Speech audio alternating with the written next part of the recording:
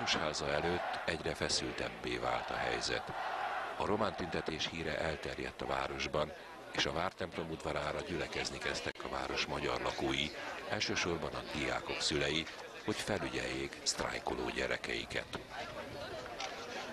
Nem kértük visszaállni, kikértem, és nem kértük visszaállni, de adják meg a jogunkat, csak annyit kérünk. De azt kérdem, hol van most az RMDS? Ki van itten szervezés? Nincsen senki ott, el van a fújva. Nincs senki. Itt, aki megszervezte az RMDS, és nincs itt az RMDS. Nem szervezett senki semmi. Itten azok az emberek vannak, akik érzik magukba, hogy magyarok. Miket döntsük? Nem a főnökség. Mit kell dönteni, nem a főnökség. El kell kelni magyarok, ébredjünk meg már! A becsület szarra jól sírjak lelkembe, jól sírjak. Jól sírjak lelkembe, hogy... Az RMDS-nél nincs senki, uram, én onnan jöttem, senki. Voltam pénz, senki nem volt. Egy lány volt ottan kint, senki, üres az RMDS. Nem lehet tudni, hol vannak. Nincsen senki sem. Legalább egy ember az RMDS részére. Nincs senki bent. Nincs senki. Ők félnek, na. Hát félnek.